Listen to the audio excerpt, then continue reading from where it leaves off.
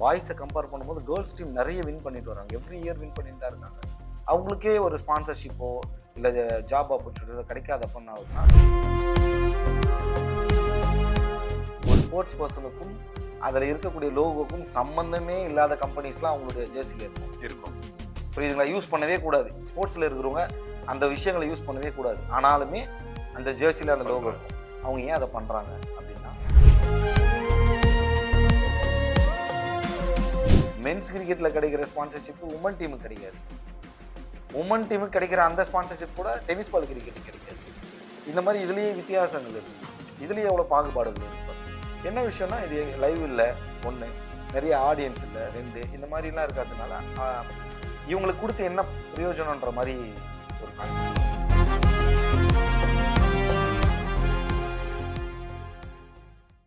Hello வணக்கம் boys and girls. S, இன்னைக்கு செய்தி முதல் எக்ஸ்க்ளூசிவ் இன்டர்வியூல நம்ம கொடுத்த கெஸ்ட்டை பத்தி சொல்லணும்னா, இந்தியன் டென்னிஸ் பால் கிரிக்கெட், அது மட்டும் இல்லாம தமிழ்நாடு உமன்ஸோட டிபிசி கோச்சா இருக்கக்கூடிய மிஸ்டர் ராஜ்குமார் ஆனந்த் நம்ம கூட இருக்காரு. பிரதர் வணக்கம். வணக்கம். எப்படி இருக்கீங்க? எப்படி போயிட்டு இருக்கு உங்களுக்கு? நல்லா இருக்கு. இந்தியாக்காக இவ்வளவு விஷயம் பண்றீங்க, நம்மள ரெப்ரசென்ட் பண்ணி நிறைய இதெல்லாம் ஜெயிச்சு கொடுத்துருக்கீங்க. இனிமே நாங்க ராஜ்குமார் ஆனந்த் யாரு அப்படின்ற ஒரு கேள்வி எல்லாருக்கிட்டுமே இருந்துகிட்டு இருக்கு.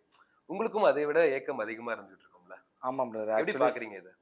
ஆக்சுவலி என்னன்னா, எங்களது வந்து லைவ் மேட்ச் இல்லை, அதனால மேட்சஸ் வந்து பார்க்க முடியல. அதனால எங்களை யாருன்றது தெரியல. நான் மட்டும் இல்லை, நம்ம தமிழ்நாடு டீமை பொறுத்த வரைக்கும் எனக்கு முன்னாடியே, நான் இந்த இயர் ஆடினேன், எனக்கு முன்னாடியே வந்து பார்த்தீங்கன்னா மோர் தென் கேர்ள்ஸ் அண்ட் பாய்ஸில் வந்து பார்த்தீங்கன்னா ஒரு 18 மெம்பர்ஸ்னால இந்தியன் டீமுக்கு ரெப்ரசென்ட் பண்ணியிருக்காங்க. ஓகே. ஆனால் என்னன்னா, அவங்கள எக்ஸ்போஸ் பண்ணிக்க முடியல. ஏன்னா எல்லாருமே வந்து பார்த்தீங்கன்னா கவர்மெண்ட்டை டிபெண்ட் பண்ணி தான் நாங்கள் இருக்கோம். இப்போது ஒரு செஸ்ஸுமே வந்து லைவ் கிடையாது.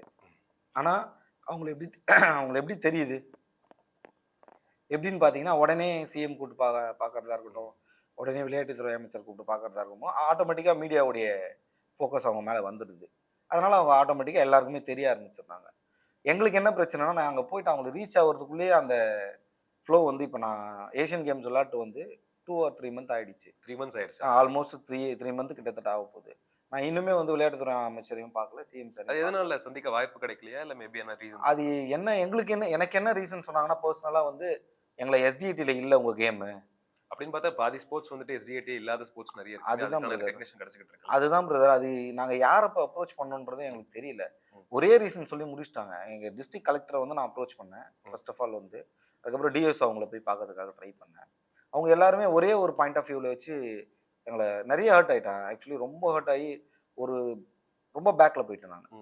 ஐயோ என்னடா இது, நம்ம ரொம்ப ப்ரௌடாக நினச்சி ஃப்ளைட்டை விட்டு இறங்கி வெளியே வரோம். பட் அதுக்கப்புறமாவும் நிறைய மீடியாஸ் வந்து எங்கள் வீட்டுக்கிட்டே வந்து கவர் பண்ணாங்க. ஒரு சில பெரிய பெரிய சேனல்ஸ்லாம் கூட வந்தாங்க. பட் அது அந்த அளவுக்கு டெலிகாஸ்ட் ஆகல. அது ஏன்னு எனக்கு தெரியல. நீங்கள் எடுத்த உங்களோட பற்றி பெரிய சேனல்ஸ் கூட வந்தாங்க சார். அது பேர் சொல்ல விரும்பல. ரொம்ப பெரிய சேனல் என்னோட வீட்டுக்கெலாம் வந்து இன்டர்வியூலாம் எடுத்தாங்க. பட் என்ன ரீசன் தெரியல. நாங்கள் என்னன்னா கோரிக்கை வச்சுருந்தேன், சிஎம் சாரை மீட் பண்ணணும், எனக்கு வந்து ஜாப் ஆப்பர்ச்சுனிட்டிஸ் வேணும் அப்படின்னு சொல்லி. ஒருவேளை அதனாலேயே என்னன்னு தெரியல, அது அந்த கடைசியில் அது டெலிகாஸ்டே ஆகலை. அது மேபி அதில் ஆயிருந்தா எல்லாருக்குமே தெரிஞ்சிருக்க வாய்ப்பு. ஏன்னா கிட்டத்தட்ட 15 years கழிச்சு நம்ம இப்போ தமிழ்நாடு வந்துட்டு டென்னிஸ் பால் கிரிக்கெட்ல வந்து ஜெயிச்சிருக்கோம். ஏன் இந்த அளவுக்கு பெருசா பேசப்பட மாட்டேங்கிற ஒரு கியூரியாசிட்டி தான் இருந்துகிட்டு இருக்கு. ஆமா பிரதர், அதுதான் ரீசன் இருக்கும்னு நினைக்கிறீங்க? இதுக்கு ஒரே ஒரு ரீசன் தான் பிரதர், எங்களுக்கான ரெகக்னேஷன் கிடைக்கல. இப்போ ஒரு தமிழ்நாடு லெவல்ல ஒரு வின் பண்ணிட்டு வந்த உடனேவே வந்து அவங்கள ஒரு சிஎம் சாரா இருக்கட்டும், இல்லை ஸ்போர்ட்ஸ் மினிஸ்டரா இருக்கட்டும், அவங்கள பாக்குறாங்கன்னு வச்சுக்கோங்களேன், இவங்களுக்கு ஒரு பாசிட்டிவ் எனர்ஜி வந்துடும் ஃபர்ஸ்ட் ஆஃப் ஆல். ரெண்டாவது வந்து மற்ற ஸ்டேட்ஸ், இப்போ யூபி, ராஜஸ்தான், சம் அதர், இப்போ நம்ம பக்கத்துலேயே இருக்கக்கூடிய பாண்டிச்சேரி எடுத்துக்கோங்க, ரொம்ப குட்டி. அங்கெல்லாம் போயிட்டு நீங்கள் இப்போ ஒரு ஸ்டேட் ஒரு நேஷனல்ஸ் வின் பண்ணிட்டு வரீங்கனாலே உங்களுக்கு உடனே வந்து ஜாப் ஆப்பர்ச்சுனிட்டிஸ் ப்ளஸ் வந்து ஒரு 5 lakhs கேஷ் அமௌண்ட் தராங்க. ஓகே. ஒரு மேட்ச் வின் பண்ணிட்டு வரீங்கன்னா. ஆனால் இங்கே தமிழ்நாட்டை பொறுத்த வரைக்கும் பாய்ஸை கம்பேர் பண்ணும்போது கேர்ள்ஸ் டீம் நிறைய வின் பண்ணிட்டு வராங்க. எவ்ரி இயர் வின் பண்ணிட்டு தான் இருக்காங்க. அவங்களுக்கே ஒரு ஸ்பான்சர்ஷிப்போ இல்லை ஜாப் ஆப்பர்ச்சுனிட்டிஸோ கிடைக்காதப்ப என்ன ஆகுதுன்னா, எல்லாருமே ஆட்டோமேட்டிக்காக என்ன ஆயிடுதுங்க, அந்த டேலண்ட்டை விட்டுட்டு ப்ரொஃபஷனை விட்டுட்டு வேற வழி இல்லை. இப்போ எக்ஸாம்பிள் எடுத்துட்டீங்கன்னா, ஒரு நேஷனல்ஸ் நாங்கள் போனோம்னா 3 days train travel, again 4 days match, again 3 days, டோட்டலாக எவ்வளோ நாள் ஆகுது? 10 நாள் ஆகுது. இப்போ நான் ஒரு பிரைவேட் இன்ஸ்டியூஷனில் வேலை பார்க்குறேன்னு வச்சுக்கோங்களேன், நான் ஒரு 10 நாள் லீவ் போட்டால் என்ன அந்த இன்ஸ்டியூஷனில் வேலைக்கு வச்சு மேக்ஸிமம் 11th நீங்க வராதீங்க கம்பெனி. அதுதான் நடக்குது. ஏன்னா எல்லாருமே வந்து பார்த்தீங்கன்னா, இப்போ டென்னிஸ் பால் கிரிக்கெட்டை பொறுத்தவரை இருக்கிறவங்களாம் மல்டி மில்லியனர்னா கிடையாது. இப்போ நாங்கள் நிறைய காசு இருந்தால் நாங்களுமே நார்மல் ஸ்டிச் பால் கிரிக்கெட்டே ஆடி இருப்போமே. ஏன்னா அது வந்து ஒரு கிட் வாங்கணும்னாலே நல்ல கிட் வாங்கணும் 50,000 60,000 இருக்கணும். டென்னிஸ் பால் கிரிக்கெட்டுக்குலாம் எவ்வளவு? ஜஸ்ட் ஒரு 1000 ருபீஸ் இருந்தா போதும். 1000 ரூபீஸ்ல இந்த பிராக்டிஸ் கிட் கண்டிப்பா வாங்கிடலாம். நாங்க நம்ம கிட் ஒரு நல்ல பேட்டு, டென்னிஸ் பால் இத வச்சுக்க போறோம் அவ்வளவுதான். பாலோட காஸ்ட் ஒரு 80 85. 90 ருபீஸ் 100 நான் மேக்ஸிமம் 100ன்னு வச்சுக்கோங்களேன். ம். பேட்டோட காஸ்ட் ஒரு நார்மல் நல்ல பேட் வாங்கணும்னா ஒரு பிராக்டிஸ் பண்றவங்களுக்குன்னா ஒரு 700 800 அவ்வளவுதான். அப்போ இதை தாண்டி இன்னொன்னு இது எல்லா இடத்துலயும் பிராக்டிஸ் பண்ணலாம். இப்போ நம்ம சராசரியா கணக்கு எடுத்தீங்கன்னா டென்னிஸ் பால் விளையாடுறவங்க தான் அதிகம். ஆமா. இன்னைக்கு டர்ஃப்லாம் நிறைய வந்துருச்சு. மாடி மேல எல்லாம் டர்ஃப் வந்துருச்சு. ஆமா. இப்போ விளையாடுறதெல்லாம் யாரு? டென்னிஸ் எல்லாமே பால்ல தான். இன்னொன்னு அது இன்ஜூரியஸ் இல்லாத கேம்.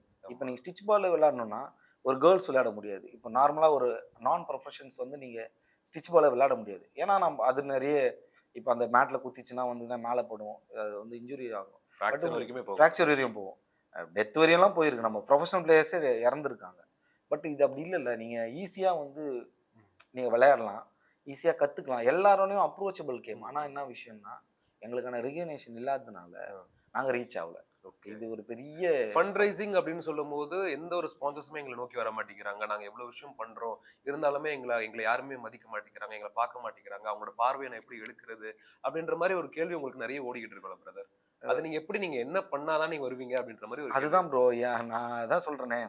அப்கமிங் கம்பெனிஸ் இருக்காங்க ப்ரோ. இப்போ என்னன்னா இப்போ ஒரு ஜெர்சி எடுத்துக்கிட்டீங்கன்னா நம்ம சிஎஸ்கே ஜெர்சி எடுத்துக்கோங்க.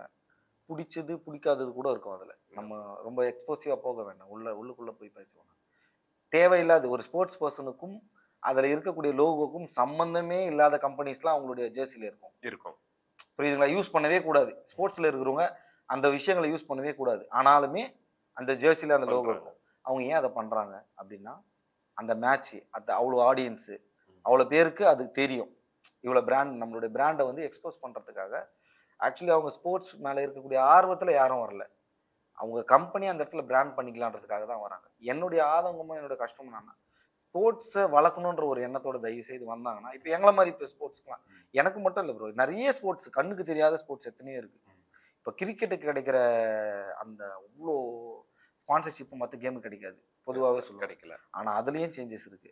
மென்ஸ் கிரிக்கெட்டில் கிடைக்கிற ஸ்பான்சர்ஷிப் உமன் டீமுக்கு கிடைக்காது. உமன் டீமுக்கு கிடைக்கிற அந்த ஸ்பான்சர்ஷிப் கூட டென்னிஸ் பால் கிரிக்கெட்டுக்கு கிடைக்காது. இந்த மாதிரி இதுலேயே வித்தியாசங்கள் இருக்கு. இதுலேயே எவ்வளோ பாகுபாடுகள் இருக்கு பாருங்க. என்ன விஷயம்னா இது லைவ் இல்லை ஒன்று, நிறைய ஆடியன்ஸ் இல்லை 2, இந்த மாதிரிலாம் இருக்காததுனால இவங்களுக்கு கொடுத்து என்ன பிரயோஜனன்ற மாதிரி ஒரு கான்செப்ட்ல வந்து இப்போ நம்ம ஐசிசி ஐபிஎல் எடுத்துட்டோம்னா அந்த ஸ்டிச் பாலோட கான்செப்ட் இருக்கும். இங்க வந்து டென்னிஸ் பால் கான்செப்ட்.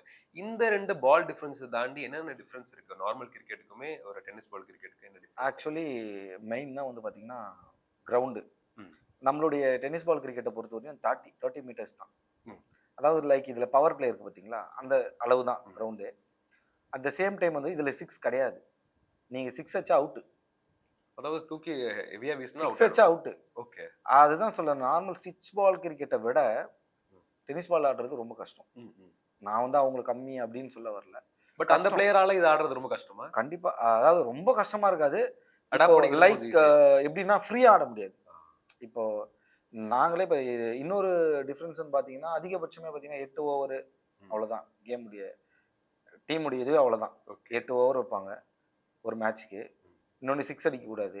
டிரைவ் பண்ணி மட்டும் தான் நீங்கள் ஆட முடியும். அப்போ பயங்கர ஃபோக்கஸ் வேணும்ல. கண்டிப்பாக பிரதர். அதுதான் சொல்கிறேனே பிரதர். இப்போ இது 15 வருஷம் ஆச்சுன்னு ஒரு கொஸ்டின் வருதுல்ல. 15 வருஷம் ஆனது காரணம் என்னன்னா யாருமே வந்து பார்த்தீங்கன்னா இதை ப்ரொஃபஷனலாக எடுத்துக்க முடியல. என்ன விஷயம்னா எல்லாருமே ஒர்க் பண்ணுறோம். ஒரு மேட்ச்சுக்கு போனால் 10 நாள், ஒரு மேட்ச் போயிட்டு வந்தால் 10 நாள் நான் வேற கம்பெனி தேட வேண்டியது. ஏன்னா வேலையை விட்டு தூக்கிடுவாங்க. அப்போ என்ன பண்ண முடியும்? அவனா பார்க்குறான் குடும்பமா ப்ரொஃபஷனலான்னு பார்க்குறான். குடும்பத்தில் அந்த மாதிரி நிறைய பிளேயர். இப்போ எனக்கு முன்னாடி நான் இப்போ புதுசு. ஆக்சுவலி டென்னிஸ் பால் கிரிக்கெட்டுக்கு நான் புதுசு. நான் வந்து ஒரு மோர் தென் 12 இயர்ஸ்க்கு மேலே வந்து நான் அத்லெட்டிக் கோச்சாக தான் இருந்தேன். ஆமாம்.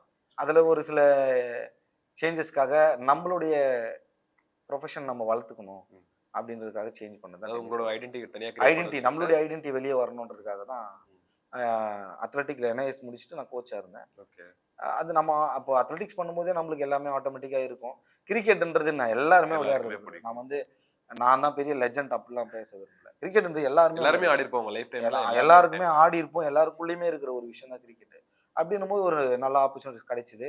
ப்ளஸ் நம்மளுடைய தமிழ்நாடு டென்னிஸ் பால் கிரிக்கெட் அசோசியேஷன்ல இருந்த செக்ரட்டரி சாரா இருக்கட்டும், டெக்னிக்கல் டைரக்டர்ஸா இருக்கட்டும், எந்த ஒரு பாகுபாடுமே இல்லாம நிறைய சப்போர்ட் பண்ணாங்க. நம்மளுக்கு நல்லா கைட் பண்ணாங்க. நான் முன்னாலயே முடியும் நீ பண்ணுன்னு சொல்லி எனக்கு முதல்ல ஸ்டேட்ல ஒரு சான்ஸ் குடுத்தாங்க. அடுத்து நேஷனல் சான்ஸ் குடுத்தாங்க. இப்ப இன்டர்நேஷனலுக்கு நான் இன்டர்நேஷனல் விளையாட காரணம் ஞானவேல் சார். அவரு Tamil Nadu state secretary sir, general secretary sir அவரு. எங்களோட டெக்னிக்கல் டைரக்டர் முனிரத்தினம் சார். இவங்கெல்லாம் தான் வந்து நான் இப்ப இந்தியா டீமுக்கு ஆடுனேன் அப்படின்னா, அது இவங்களுடைய சப்போர்ட்டால சொல்லலாம் மெயினா. நீங்க அவங்கள மட்டும் நீங்க ப்ரௌட் பண்ணல. எல்லாம் ஒட்டுமொத்த இந்தியன்ஸுமே நீங்க ப்ரௌட் பண்ணிட்டு இருக்கீங்க. அதுதான். ஓகே, இதெல்லாம் இப்போ ஓகே. ராஜ்குமார் வந்துட்டு நாங்க இப்ப பார்த்துக்கிட்டு இருக்கோம். தமிழ்நாடு உமன்ஸோட டிபிசி கோச்சா இருக்காரு. ஸ்டார்ட்டிங் ஸ்டேஜ்ல எங்க ஆரம்பிச்சது இந்த இன்ட்ரெஸ்ட் உங்களுக்கு? டென்னிஸ் பால்ன்னு சொல்றத தாண்டி கிரிக்கெட், ஸ்போர்ட்ஸ்ல இருந்து எங்க இன்ட்ரெஸ்ட் ஆரம்பிச்சது?